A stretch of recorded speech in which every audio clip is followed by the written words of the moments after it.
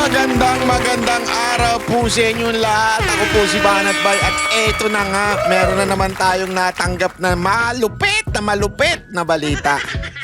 Hayop ka talaga, animal ka. Ay nako, anyway, eto na nga po, etong si Ontiveros nagdemanda po sa mga vlogger. Nakasus! Ontiveros, bida-bida ka na naman. Hindi mo na lang sagutin yung witness mo. Witness naman niya yan eh. Di ba? Yun ang hindi ko magets ha. Hindi ko talaga to magets. Kasi una-una sa lahat, sino bang nagdala sa Senado niyan? Di ba ikaw? Ikaw naman nagdala eh. Ikaw ang kung ano nung parang sa ano mo yan, committee mo yan, di ba? So ibig sabihin, ikaw po yung nagpresenta niyan sa Senado, 'di ba? So ikaw ang nagpresenta niyan. Ngayon, sinabi yung mga ganyang akusasyon. Oh. Tapos ngayon, sasabihin mo sinungaling yung tao. Oh. So therefore, kung sinungaling ngayon, nagsisinungaling ngayon yung tao, anong assurance namin na nung panahon na dinala niyo yan dyan sa Senado? Kasi hindi naman mapupunta yan dyan kung hindi mo papayagang magsalita. Kasi ikaw ang chairman nun, chairwoman nun, di ba? O chairperson. So, ibig sabihin, pinayagan mo magsalita yan. Lumapit di umano sa inyo. Sabi mo, parang gano'n ang dating. Lumapit, tapos nag-testify against Pastor Kibuloy, against VP Sara Duterte, against Rodrigo Roa Duterte. So, therefore, pinayagan mo yan. Pero, sabi mo naman ngayon, sinungaling yan. Ba't mo pinayagan? Ang gulo-gulo mo naman eh. Ako, ang magandang gawin mo, idemanda mo siya. Tapos, dalhin mo sa Senado. Imbitaan mo kasi pag when I say dalhin, hindi ibig sabihin, ikaw mismo yung nagkuha. Hindi. Kasi pag sinabi mong dadalhin mo yan, isumpina mo. Pagka hindi umatin, i-cite mo in contempt para hulihin, para dalhin ng Senado dyan. Diba? So you have all that power to do it. Ba't di mo yun ang gawin mo? Ang pinuntirya mo, kaming mga vlogger. Ay nako, eto papakita ko sa inyo itong video ni Ontiveros ha. Sabi ko nga sa inyo magkakalabasan ng katotohanan. Eto. Pakita natin kung yung time na nagpunta siya sa NBI. Naku, tingnan niyo, tuwan-tuwa yung Ali. Kasi siyempre all camera ay nasa kanya. Ayan. Di ba? Happy si Madam. Ayan na, punong-puno na ng media. Media notin niya yan. Ayan na. Mantakin mo, nakahanda yung media, diba? Prepared na yung media, nakalinya na sila. Ready na sila, ready! Lights, camera, action! Gago! Ready na.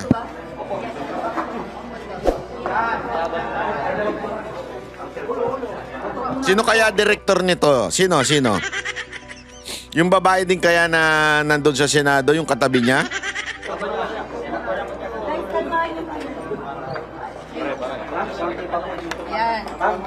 Yan. Lights, camera, action. Maganda yan. Photo ops daw. Oy, mga media! Paano kayo niyan? Wala kayong nito pagka hindi nyo... Photo ops naman. Mate. Kaya na tayo dito. Ayan. Agoy! Tuwan-tuwa siya. Ang dami. Tuwan-tuwa si Mamo. Ay. Dapat sinabihan mo kami. Para pumunta rin kami lahat dyan. Sama-sama tayo nag-photo ops.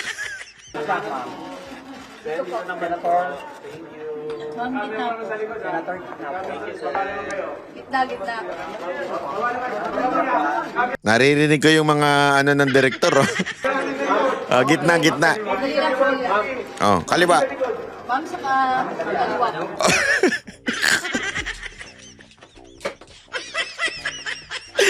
Natawa ako doon. Ma'am, hindi po ano yan. Hindi po yan mugshot. Na-realize niya. Di naman. Kasi may mga nagdidikta eh. O, tingin sa kanan, tingin sa kaliwa, ganyan. Kaya ka titingin sa kanan kasi may mga media pa doon. So, titingin mo, gaganong ka. O, di ba? O, tingin naman sa kaliwa kasi may mga media pa sa kaliwa kasi dito, gitna eh, kuha. So, kung dito ka kumuha, hindi makikita yung dokumento mo. Di ba? O, kung dito ka kumuha sa kanan, hindi rin makikita kasi nakaharap ka. Kaya sinasabi ng ibang mga, ewan ko kung sino yun ha, director ba yun o yung mga media, ma'am, kaliwa. Ang ginawa ni ma'am, iniwan yung dokumento. Ma'am, hindi po ano yan, mugshot. Kasi ganun sa mugshot eh, di ba? O, tingin sa kaliwa. O, tingin sa kanan. O, di ba? Ganun.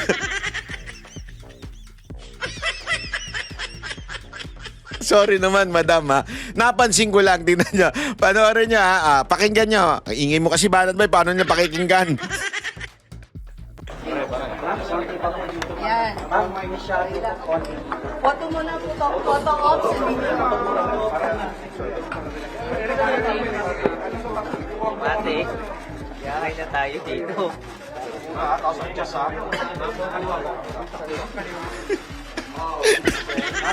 Delayed eh.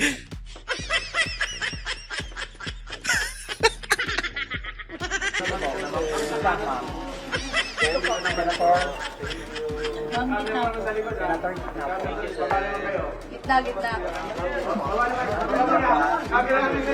Okay. Dali lang. Ma'am, saka kaliwa. Nakita niyo yun? Kumanan siya, wala yung dokumento. Okay. Dali lang. Ma'am, saka kaliwa. Oh, ayan oh. Ay, yung dokumento nakaharap.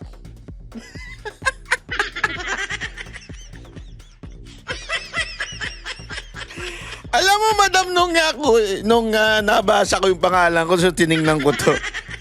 Na-distract ako eh. Natawa ako eh. Hindi totoo, hindi po ba nakakatawa?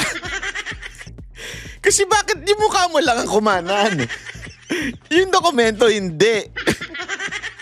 Ang bira, oo.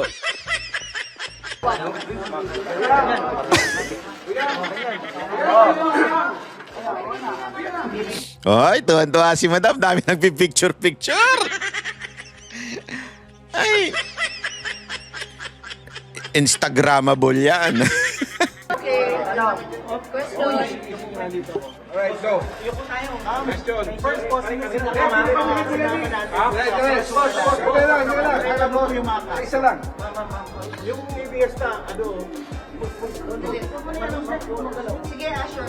sino po yung mga kinasuhan ay sinama po natin sa reklamo natin sa ABS? Una, nandito ako ngayong umaga, gaya ng sinabi kong gagawin nung Lunes, kasama sina Attorney Britannico at yung kanilang firm para maghain ng reklamo sa National Bureau of Investigation.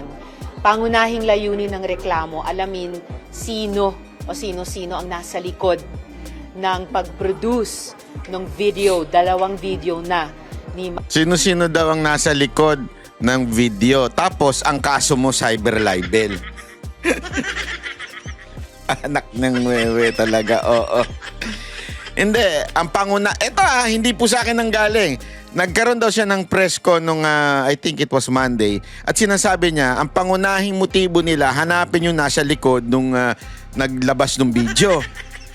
Okay? Pero, ang kinasuhan mo, yung mga nag-react lang sa video.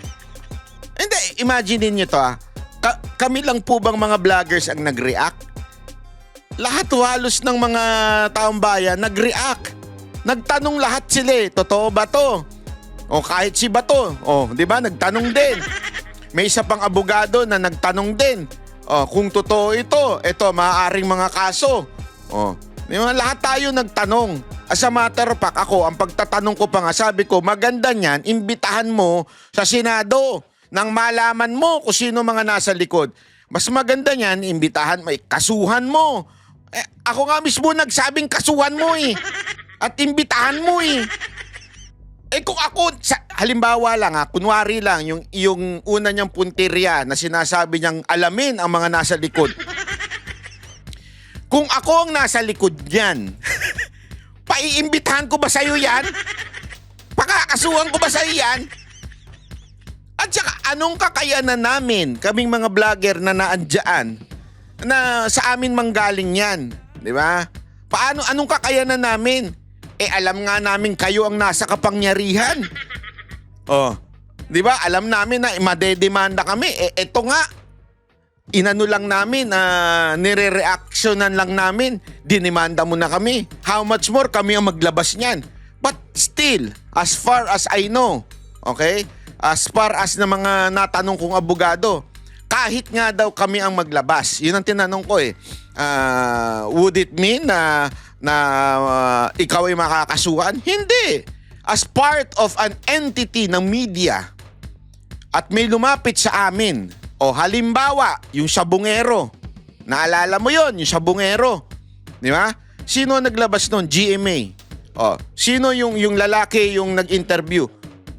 Ang naglabas. Lumapit sa kanya yon. Dapat kasuhan din siya dahil tandaan mo, napakaraming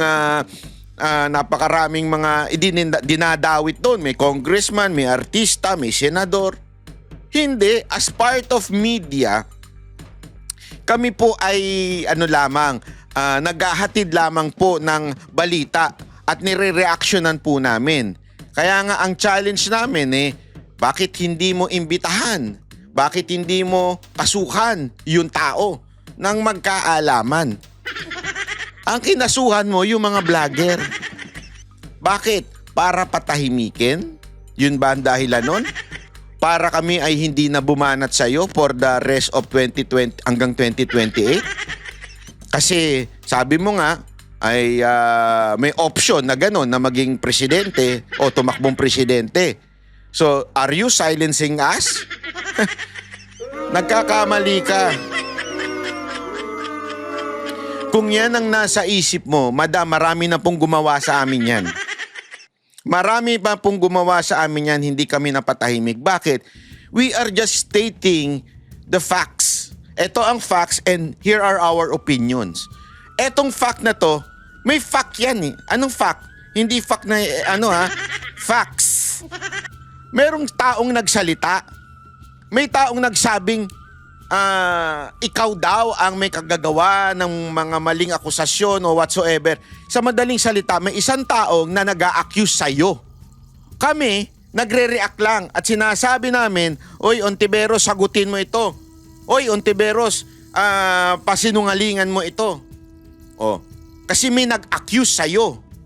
Yun lang ang aming sinabi. Wala kami sinasabing, Uy, Ontiveros, ano ka, ganito ka.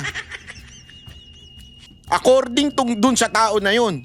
So, alam mo, even the Supreme Court says that. Hindi maaaring makasuhan yung mga nag-share. Ang pwede mo lamang kasuhan ay yung mismong tao na nagsabi nun. Wala naman kaming dinagdag bawas dun eh.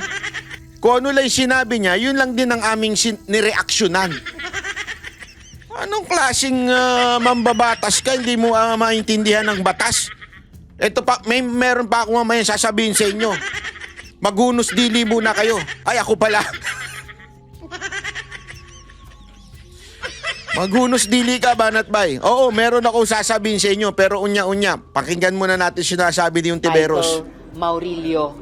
Dahil hanggang ngayon, wala pa ring umaamin. Wala pa ring nag-aangkin. At pangalawa, anong aamin? Aamin na kung sino naglabas sa kanya? I mean, eto sorry meron po bang abogadong nanunood dito? Ano ngayon, halimbawa lang, ano ngayon kung naglabas sa kanya? Halimbawa lang, anong kaso mo? Hindi naman ako nagsabi. Ako lang naman yung naglabas ng kanyang video. Yung tao dapat kasuhan, hindi yung naglabas ng video. Halimbawa lang pero hindi ako naglabas ng video. Ako po ay nag-react lamang doon sa mga lumalabas ng video. As a matter of fact, pansinin ninyo, late na ako naka-react Nauna na yung mga iba. Bakit? Busy ko, bakit ba? Nagra-ride ako eh. Hindi kasi ako, una-una, prinsipyo ko yan sa vlogger. Yan ang isang bagay na natutunan ko mula noon. Huwag kang atat. Huwag kang atat na makikipag-unahan ka sa content. Kasi maraming vlogger na gano'n na ugali kaya nasusunog. Kasi atat. Atat sila na maglabas ng... kasi unahan yan eh. Kung sino yung una maglabas, naku, napakaraming views niyan. Sabi ko nga sa inyo, hindi ako naaakit sa maraming views eh. Gusto ko ng views, siyempre, para lumabas yung ating opinion. Pero, hindi ako ganun. Pag nakakita ko ng balita, titingnan ko muna. Antayin ko muna yung mga tao mag-react. Antayin ko muna mainstream media mag-react. Ganun ako eh. Di ba? Inaantay ko muna lahat. Kasi baka mamaya, masunog ako, mahirap masunog. Di ba? Ang itim ko na nga, masusunog pa ako. Mahirap mo masunog. Kaya hindi ako nagre-react agad-agad. Kaya kung titingnan ninyo yung timeline, I think, at saka una-una, kaya ako laging late. Kasi hindi po ako nagigising na maaga. So, lumabas siya ng umaga, ang gising ko hapon na. Tapos marami pa akong gagawin, maglalaba, magkakape. Wala ako sa ulirat yan eh. Kaya usually, sa gabi na ako nakakagawa ng video. O sa madaling araw. O tapos, magra-ride pa ako minsan. So talagang sa gabi na ako nag-react. Actually, after that day na ako nag-react. Madaling araw na ako nag-react. Tapos nilabas ko sa umaga. So kinabukasan na. Nagigets ninyo? So anong punto ko dito, madam? Madam, ang dami-dami nag-share niyan. Hindi lang ako. Hindi nga ako una. Ang dami po. Tapos ang pupunahin mo yung katulad namin? Bakit? O sabi ko pa nga sa inyo, hindi ba? Biro-biroan nga namin kami banateros. Dapat si Boss Dada ang dinimanda eh. Bakit di kasama si Boss Dada? Takot ka sa kanya? Hindi, yun lang ang tanong ko. Bakit hindi si Boss Dada pinagmumura pa to si Ontiveros? Kasi nga, ano yan eh, early bird yan eh. Ewan ko dyan sa tao na yan, parang si Marcos yan eh. 5 oras lang matulog. O ewan ko kung 5 oras na matulog o hindi makatulog dahil sa hilik niya. Kaya ang aga niya mag-react. React agad ng react yan tapos, ay grabe, pagka pinanood nyo, panoorin nyo si Boss Dada, matutuwa kayo sa mga malulutong niyang mura. Talagang grabe magmura yan. Bakit ako ang dinimanda mo? Bakit? Dahil maraming views. Hindi ko na kasalanan yun. Kung sadyang gandang lalaki lang ako, madam, wala tayong magagawa doon. Biro lang. Gino-joke ko lang po kayo. Hindi kasi biro-biroan namin ng banateros yan eh. Bakit lagi? Sa kahit iba na nagsalita, kahit si Master Judea nagsalita, ako ang dinimanda. Nung si Boss Dada naman ang bumibira ng todo, ako pa rin ang dinimanda. Kursunada niyo na ba ako, madam? Ako nagtatanong lang Crush mo ba ako? Sabihin mo lang, magkape tayo, walang problema. Ano naman ako friendly ghost. Para imbestigahan din sa pamamagitan ng reklamo ito, yung mga vlogger na pinamumudmod at dinadagdagan pa ang mga kasinungalingang nakalagay sa mga video ni Michael Maurilio. Kabilang po dyan sina Crisette Chu, Jay Sonza, Sasasot, Trixie Cruz Angeles, Banat Bay at iba pa. So Parang may lambing yung Banat Bay. Hindi, yung kay Crisette medyo may sungit eh. Jason parang matanda na yan. Ganon. Nung Banat Bay. Ayan. Biro lang Joke, walang ganon. Nagpapatawa lang ako. Baka na naman sasabihin nito, magdedemanda na naman siya. Illegal crush. abangan po natin ang progress nitong investigasyon. Unang hakbang pa lang ito, aalamin po namin at sa payon ng aking mga abogado kung sino pa ang dapat kasuhan at Ma'am, si Michael. Pwede bang siya unahin mo? Siya yung nagsalita Siya yung nag-akusa sa'yo. Bakit kami? Yan yung talaga hindi ko magets Hindi ako nagrereklamo na kinasuhan niya. Walang problema eh. Kalayaan mo yan eh. Kalayaan ko rin magsalita. Pero nakakapagtaka lang talaga. Inuna mo yung vlogger kasuhan kaysa kay Michael. Di ba? Bakit? Wait. Bakit? Siya yung nag-akusa sa'yo. Di ba dapat siya inuna mo? Tapos kami, parang ganun eh, di ba? Ewan ko ba? Explain nyo nga sa akin. Ako hindi ko ma-explain eh. Kung ano pa ang dapat ikaso sa kanila. Initially, Senator, ang pinili niyo po ay perjury po ba? O meron na pang Perjury? Paano magpe-perjury kami? Hindi naman kami sumumpa. Tingnan nyo to ha. Tama yung tanong ni Sir eh. Actually tama. Ano po ba ang kinaso nyo? Perjury o ano? Dito, huli. Anong huli? Kasi ang pwede lang naman kasuhang perjury, yung si Rene o yung Michael. Kasi basta ang gulo, hindi ko alam kung anong pangalan niya, Michael ba o Rene. Basta Rene yung sinabi niya pero Michael daw eh. So, I do not know. Anyway, pag perjury, dapat kay Rene. Tama? Kasi siya yung bumawi nung kanyang sinumpaang salaysay. Kaya perjury. Sa amin, libel. Kasi nga, kami daw yung may malis. Kasi yun ang libel eh. May malis ka na for defamation or whatsoever, may malis. Okay? Dapat yon sa amin. So ano ang sagot ni Untiveros? Batay sa payo ng aking mga abogado, cyber libel ang appropriate na ireklamo dito. Libel. So ibig sabihin, clear, malinaw. Libel ang kinaso niya. So sino ang kinasuhan niya? Kaming mga vlogger. Kasi kung yung isang yun, perjury yun. Dapat yun ang ikaso kung sa kanya, perjury. Sa amin, libel. Sabihin ko po sa inyo, bilang isang nagtatrabaho sa public service, bukas ako lagi at dapat lang bukas lagi sa mga puna, sa mga kritisismo. Pero hindi ako papayag sa ganitong mga pagsisinungaling, mga mapapanganib na pagsisinungaling. Hindi, madam. Hindi ka bukas. Kayo nga, ang dami niyong akusasyon sa mga Duterte. Ang dami niyong akusasyon kay BP Sara Duterte. Matitindi ang akusasyon ninyo sa mga Duterte. Kinasuhan ba kayo?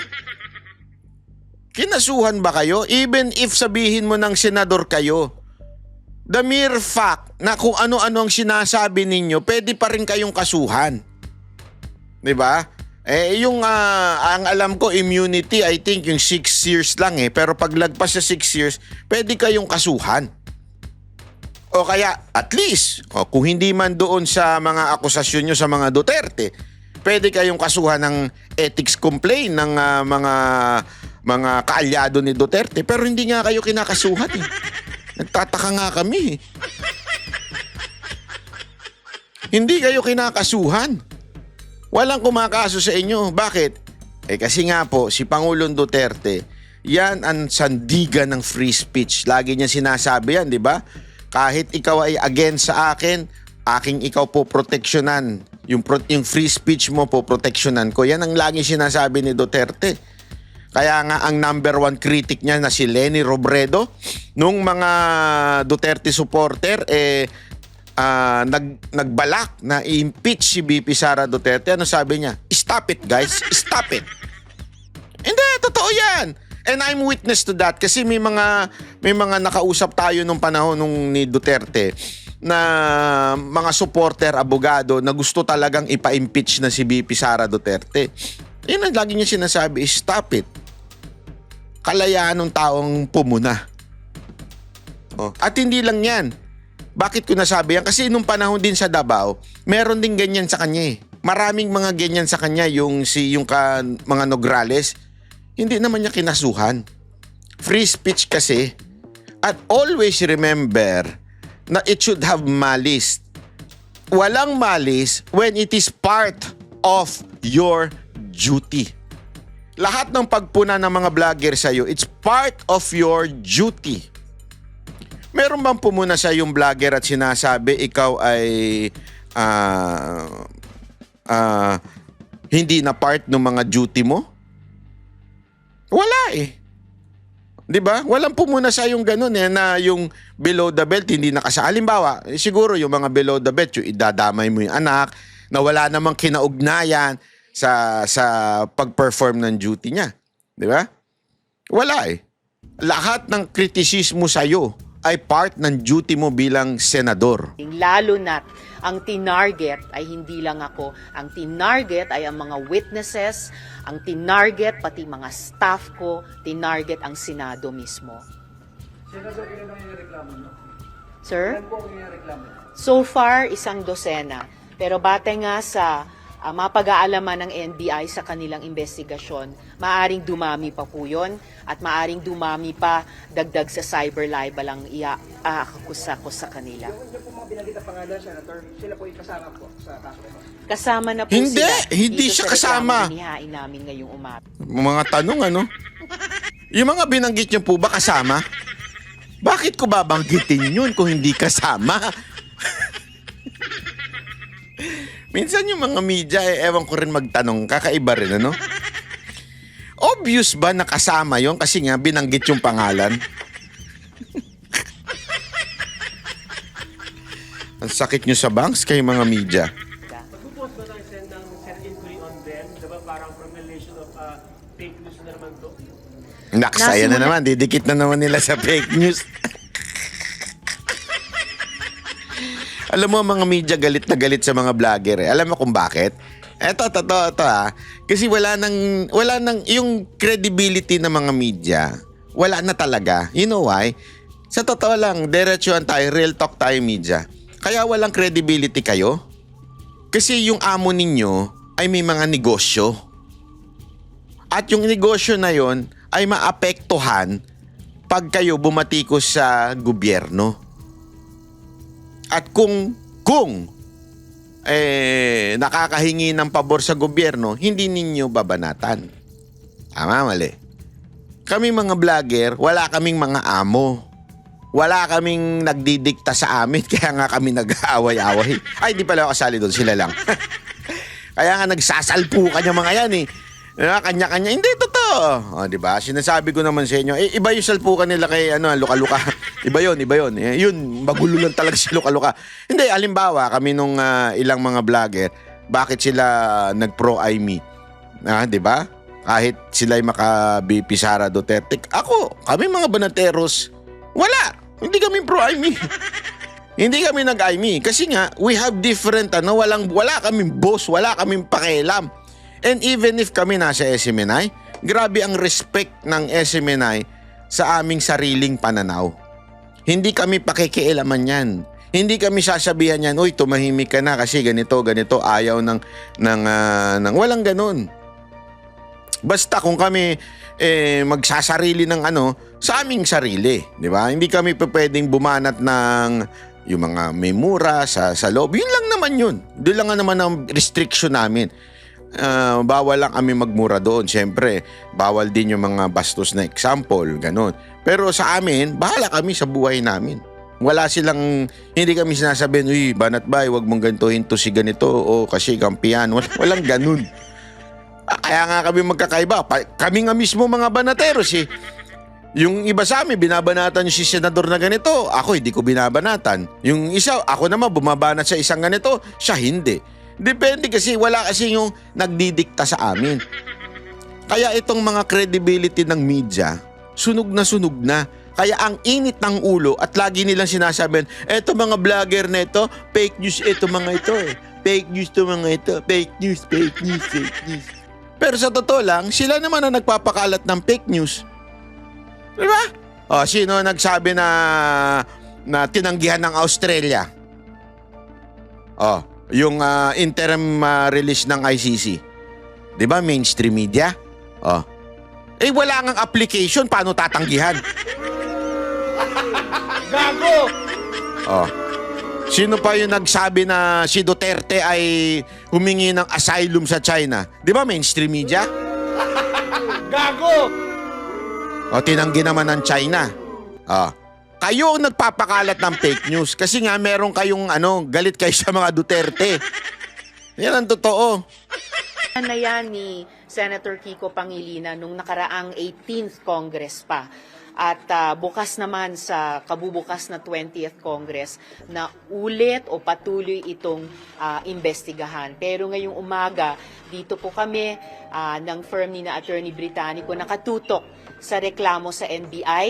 At gaya ng nabanggit ko, unang hakbang pa lang ito, nasabi ko na po nung Lunes, maghahain din po ako ng mga criminal complaints laban sa mga tao o grupong ito. Lalo na pag mas napag-alaman na ng NBI, sino talaga ang nasa likod ng pag-produce at pagmudmod ng kasinungalingang video na ito.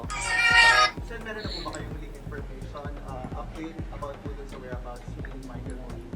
Wala pa ring firm updates about that dahil pagkatapos nung kanyang mga huling mensahe sa opisina ko noon lamang June 22 at 23 nitong 2025. Imagine, just a little more than a week ago, naghuhumingi ng rescue dahil siya daw ay kinidnap ng KOJC at siya daw ay dun dinadakip sa Glory Mountain. Hanggang ngayon at nung forward namin agad sa PNP yung mga messages na iyon at agad din nilang kinikilusan. Kaya lang, habang kinikilusan na yung kanyang mga mensahe noon, ay lumabas na itong video. Take note din pala, no, yung nirereklamo kong, pinaiimbestigang fake news channel, nagngangalang Pagtanggol Valiente. Bagong-bago po yan. Binuo lamang nung June 24, the day after. O, bakit di yun ang imbestigahan nyo? Ba't di yun ang idemanda ninyo? Malalaman naman ng NBI yan eh. I mean, ako wala akong pakialam kung sino man yung Valiente na yun.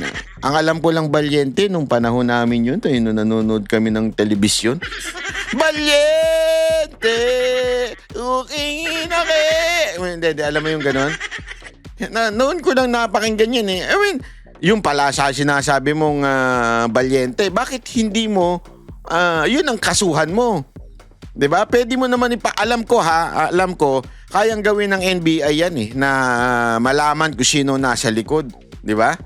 Ay nako, kaya nga ako, hindi nga, 'di ba? Paulit-ulit ko 'to sinasabi. Hindi nga ako pabor sa mga nagtatago sa ano nila, sa kanilang mga muka, 'di ba? Ako, harap-harapan ako sa social media ko. Puging-pugi ko. Joke lang. Sa panaginip Yung lang. mga huling mensahe ni Michael Maurilio. So, Huling mensahe?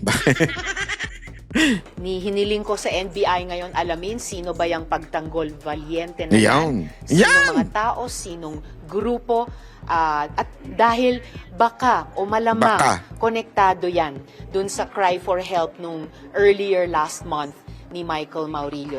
Nanalangin pa rin ako para sa kanyang kaligtasan. Sana matukoy kaagad ng PNP Davao kung nasan siya at mailigtas. Pero gayunpaman, kailangan na niyang magpaliwanag at managot kung bakit siya nagsisinungaling sa mga video na ito. Sen, do you believe in the theory na maaaring dinakilid na po si Michael Maurilio? His statement was not on his own volition at siya po ay in great danger.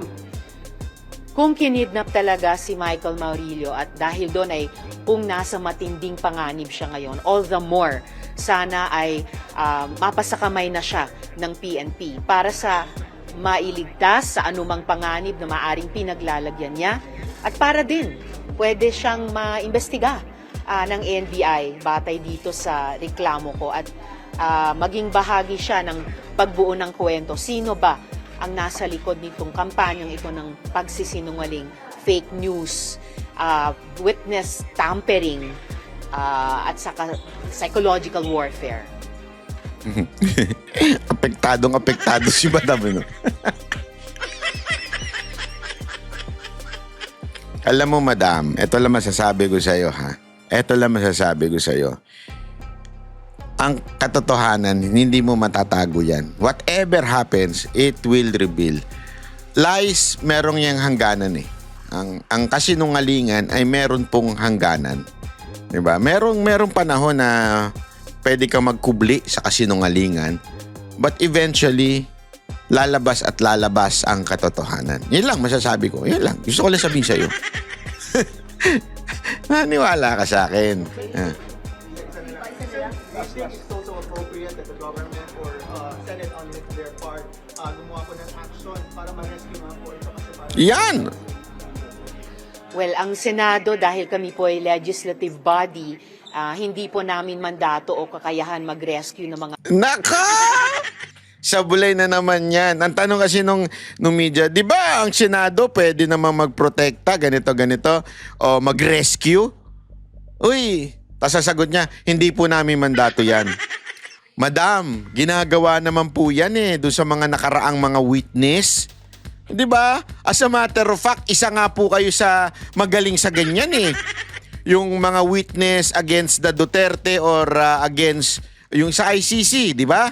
At saka yung sa willing kayo na tulungan, di ba? Willing kayo na magbigay kasi it's not necessary yung office nyo. But you can get the contacts through NBI or DOJ or the police recommendation na this one should be put in a witness protection program. But the initiative can start in your office. You know that. Dahil ginawa nyo naman yan sa mga ICC, di ba? Kayo unang mga nagpresenta. Kayo yung mainit na nagpipresenta ng mga witness. Kayo yun tapos, poproteksyonan sila through giving them to the NBI, to the police, to the DOJ. You can do that. So, yung sinasabi mo ngayong hindi nyo mandato, parang ayaw ninyo atang paatinin sa Senado itong si Rene. Ayaw nyo po ba? Ako'y nagtatanong lang. Ayaw mo po bang magsalita sa Senado si Rene?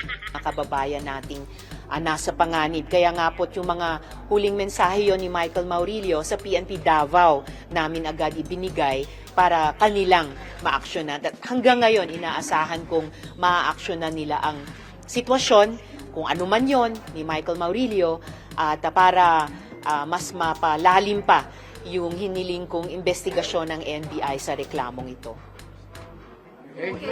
Maraming salamat po. Cut! Ayun, tapos na. Gago! Alam mo, meron lamang akong paalala sa iyo bago tayo lumipat doon sa kasi meron akong may sasabihin ako sa inyo malupit. Alam mo, basahin mo yung Luke 12 verse 2 to 3.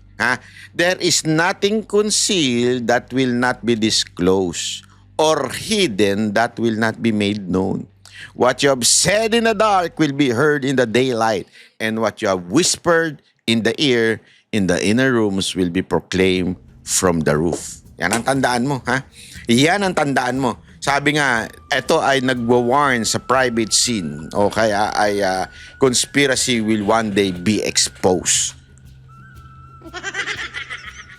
Panghawakan natin pareho yan. Pati ikaw, hawakan mo yan. Kung kaya mong hawakan sa puso mo yan, hawakan mo. Ako, kaya kong hawakan ko yan. Kasi bakit? Wala naman po akong sikretong na tungkol dito sa issue na to. Wala. Ako'y nagre-react lang. Ako'y content creator lang na nagre-react at isang mamamayang Pilipino na nagsasabing, if this is true, dapat talaga kayong i-ethics complain. If this is true, you should be removed in the Senate. Yun ang sa akin, Kasi, pambihira ho. And the accusation sa inyo ay hindi lang isa. Di ba? Marami pa pong sinabi si Topacio na akusasyon sa inyo. Yun nga ang kinakataka ko Bakit hindi nyo kinasuhan si Topacio? Siya yung nanggahamon sa inyo. Kasuhan mo ako, libel! Na magkaharap tayo at magkalabasan tayo ng ebidensya. Kasi siya mismo pinangalanan niya. Direkta, hindi siya nag-react. Direkta siya, sinabi niya, ganito pagkasabi niya na parang, hindi na ako nagtataka na lumabas yan si Rene o si Michael kasi ginawa na ni Ontiveros yan. Yan yung sinabi ni Topacio. Eto nga, kasi siya pa yung abogado. Kaya nga sinasabi niya, kasuhan mo ako. Eto, sinasabi ko na sa'yo. Nagtatanim ka. Yun ang sinabi ni Topacio, kasuhan mo ako. Ba't di niya kinasuhan si Topacio? Dahil magkakalabasan ng ebidensya?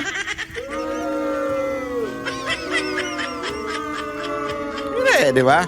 Ang nakakataka dito, kasi eto si Ontiveros, ayan, papakita ko sa inyo, May papakita ko sa inyo. Siya mismo ang nag-file ng bill. Hindi ko mabasa yan. Dali lang. Bubuksan ko sa aking computer. Siya mismo nag-file ng bill. Okay? Na sinasabi niya na kailangan proteksyonan ng freedom of speech. Okay? Ito ang explanation dyan, yung sa bill na yan. Tinanong natin sa kaibigan natin si GPT. Si GPT, kilala niyo yun? Sabi niya, ano ang pinopropose nung Senate Bill number 1593? To decriminalize libel? Mantakin mo, ikaw nagsabi niya na. Ikaw. Gusto mo ma-decriminalize ang libel? Ako, I agree na. Dati hindi ako agree dyan. Ngayon, na-realize ko. Wini-weaponize pala talaga ng mga politiko yan. Meaning you can't be jailed for libel or cyber libel anymore. Ikaw ang nagsabi niyan. Ganito ka kahipokrito. Pero ngayon, ginamit mo against us. Instead, the offended party can only sue for damages. Tama naman yun. Yan yung civil case, di ba? Like a civil case, not a criminal one. Why? Because libel laws are being used to silence critics. Naku. Ikaw na nagsabi niyan, madam. Ikaw, galing yan dito sa iyong pinasang bill. Galing yan dyan. Sabi ko kaibigan ko si GPT. Kaibiganin nyo rin yun. Sabi ko, paki-explain nga to. Napakahaba ng mga lengguwahe dito. Ayan. Sabi dito, thousands of cyber libel case are clogging up the courts. While with very few ending conviction, which is true. Dumadami lang ang trabaho kasi alam mo mga kababayan, ngayon ko lang nalaman nung nagkaroon ako ng mga kaso sa mga congressman, na grabe pala ang mga congressman.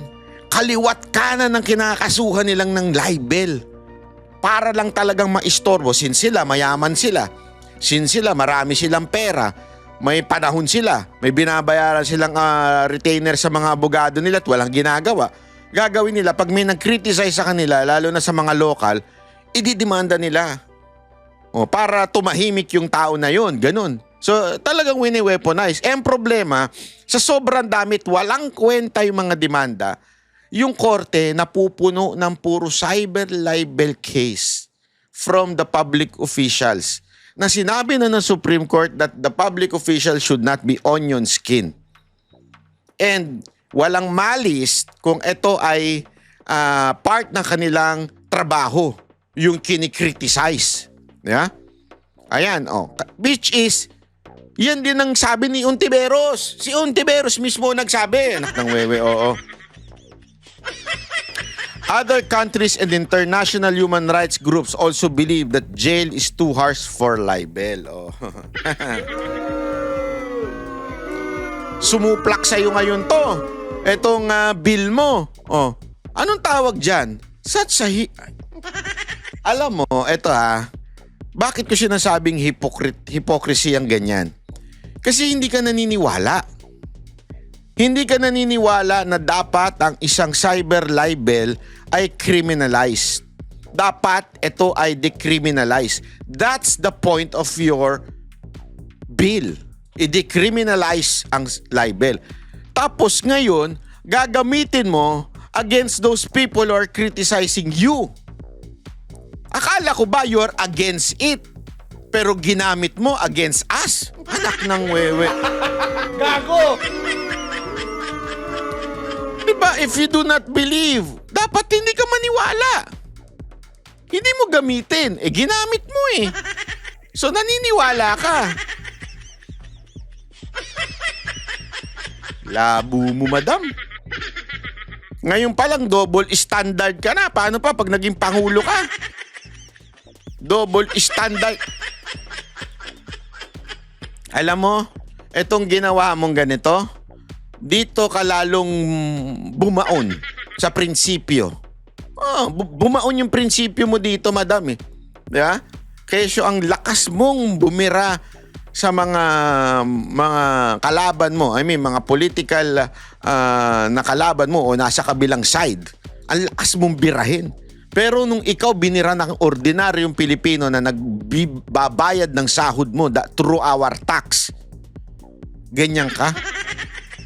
How come? Hindi, di ba? How come ganyan ka? Di ba? Yun lang nga sa akin, hindi ko magets eh. Paano nangyari na ganyan ka? Baluktot ang prinsipyo mo. Oh, eto nga ang sabi rin ng Supreme Court. Ayan, yan. Ano natin yan? Pag-usapan din natin ng mismong sinabi ng kataas-takasang hukuman. Oh, ayan. Ayan. Sabi ng Supreme Court on onion skin public official, what happened? The Supreme Court ruled that public official, ito yung ginamit na doon sa bill ni Ontiveros, ito yung ginamit niyang mga example. Okay? Para i-decriminalize yung libel. Sabi dito, the Supreme Court ruled that public officials must be more tolerant of criticism, especially if it is about their official duties. You won't be jailed for criticizing a public official as long as your comment is related to their work and you didn't do it with intent to harm or spread lies. Public officials should not act like onion skin celebrities who get hurt by every comment. Naku po! Celebrity ka, madam?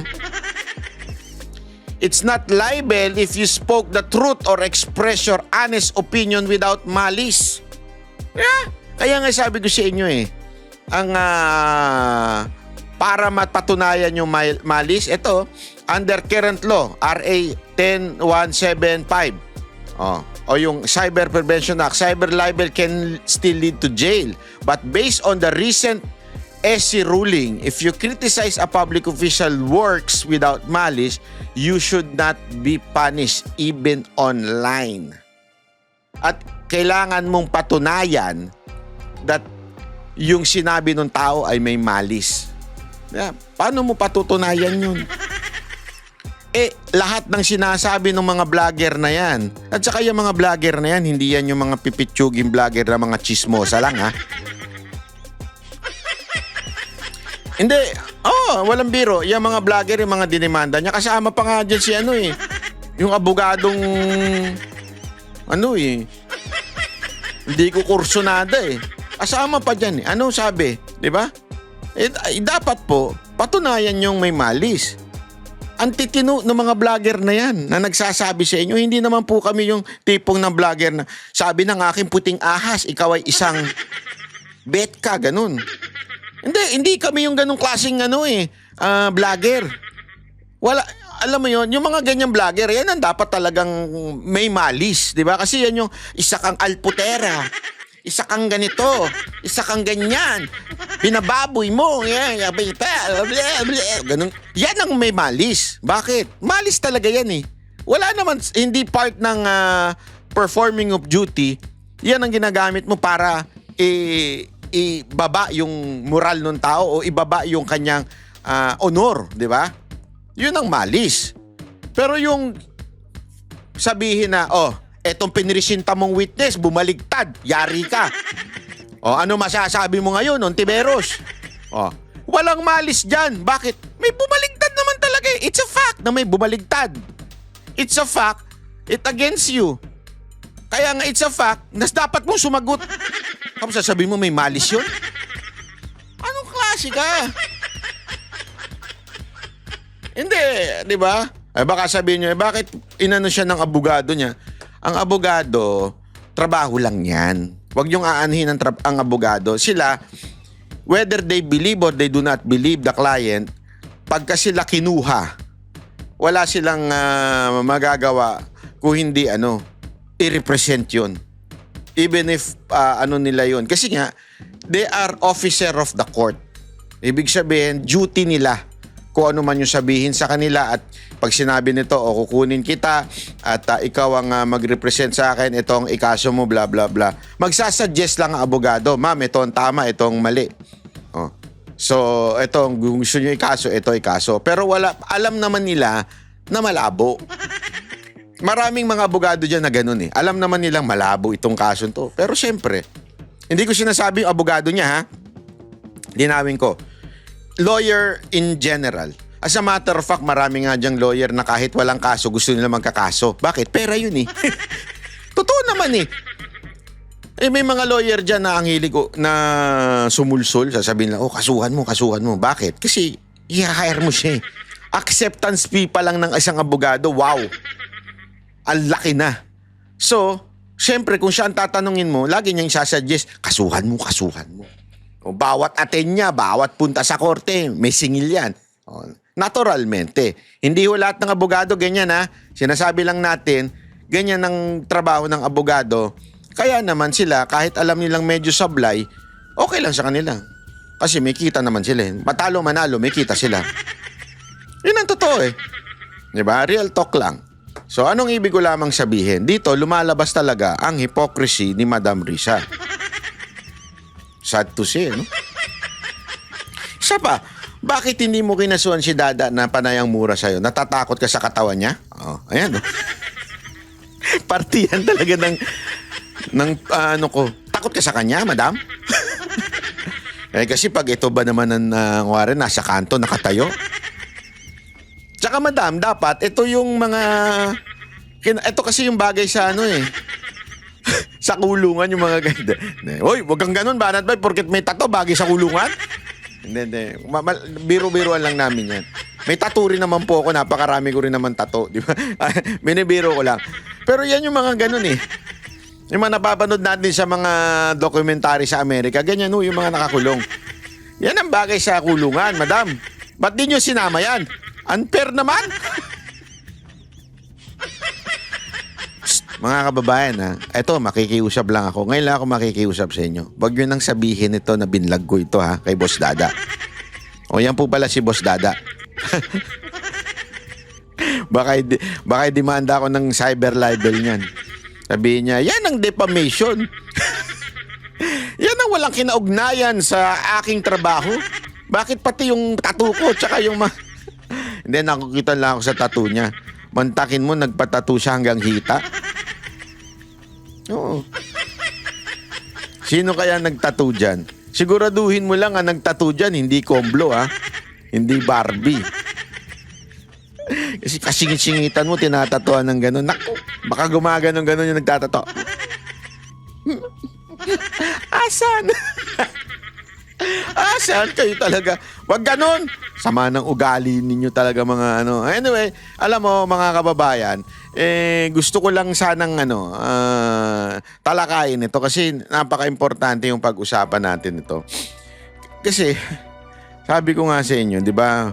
Merong binanggit na si Ontiveros. Andali nga, hanapin ko ngayon. Ontiveros, open for president. Ayan. Para makuha natin yung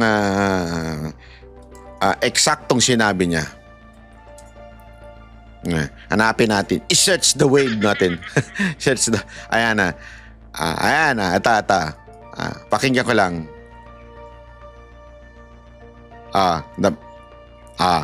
Wait lang pinakikinggan natin. Hindi nyo maririnig yan eh.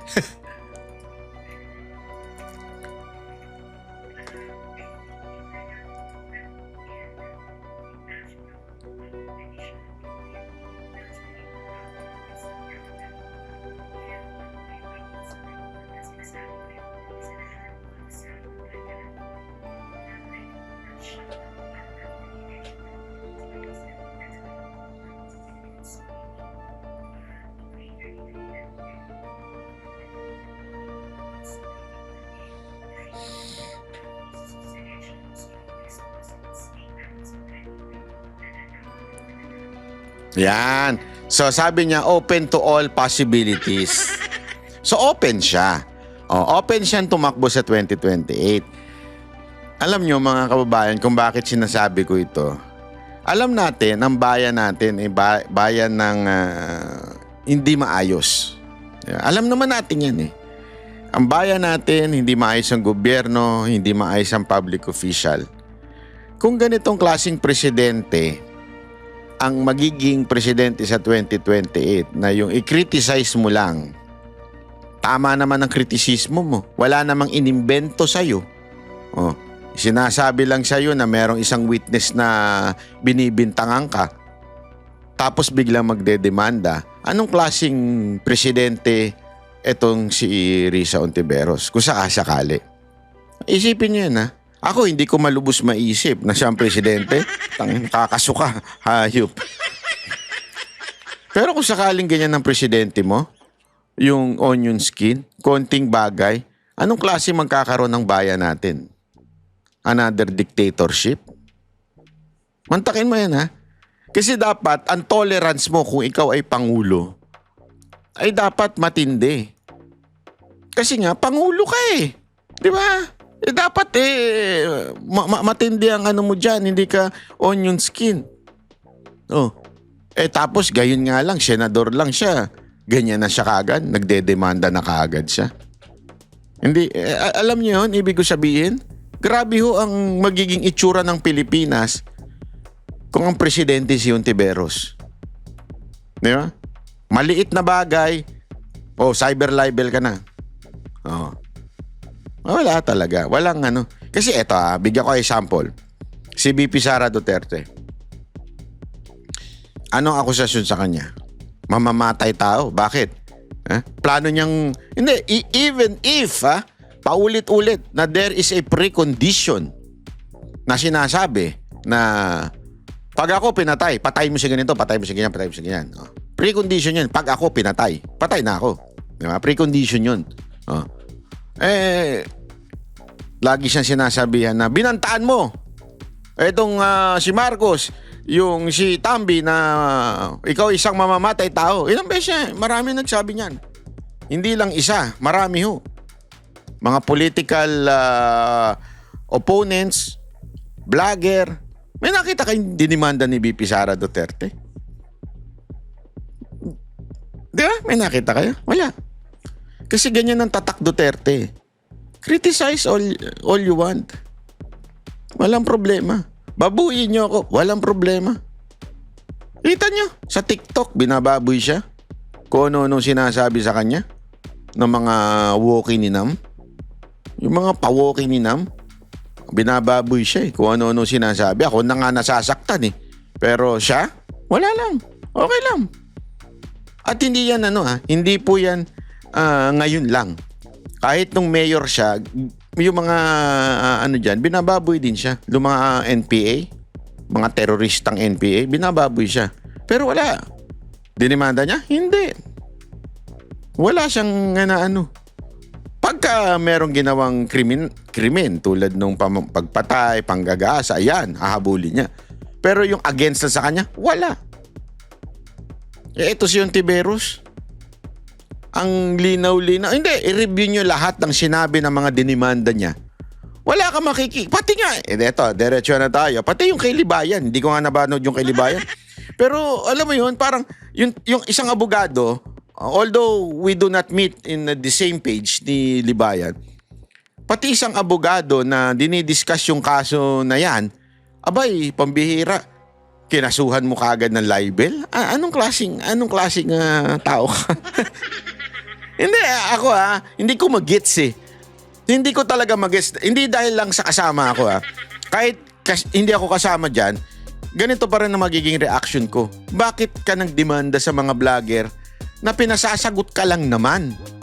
Ano masasabi mo dito? As a matter of fact, most of us are saying na magdemanda ka na doon sa tao.